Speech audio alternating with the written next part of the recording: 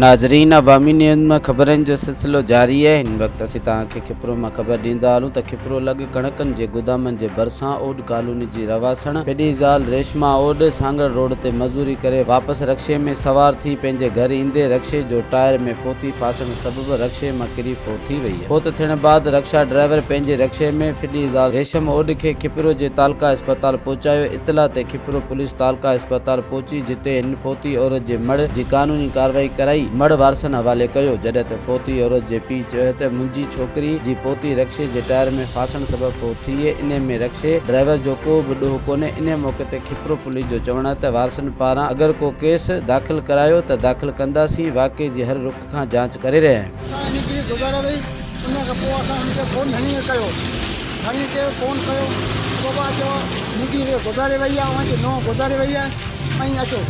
बाबा हू चवंदो असीं कोन ईंदासीं, भले लटे छॾो, सम्झे न। इहा ॻाल्हि आहे, धन खे असां ॿुधायो उहो अचनि कोन था।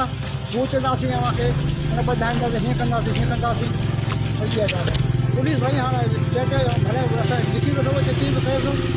इहा ॻाल्हि आहे पुलिस को डॉक्टर असां इहो ॾिठो असां निकिरी बि धन छॾे ॾिनी बि उन खां पोइ रहंदी मूं वटि बि त कुदरती भई हेॾा मज़दूर ते वई उहा रक्शे में चढ़ी आई।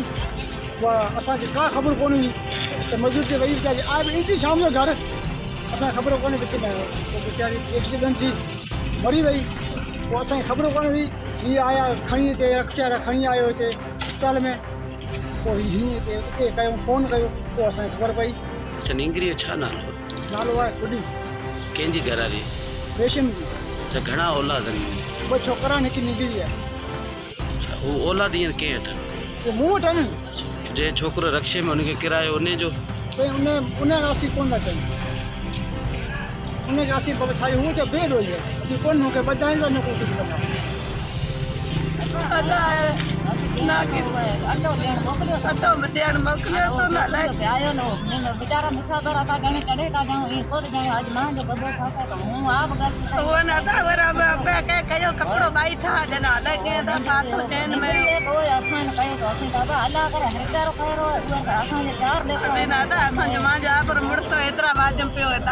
मज़ीद खबरों और तफसीलात के लिए विजिट करें हमारी वेबसाइट www.awamiNewsHD.com।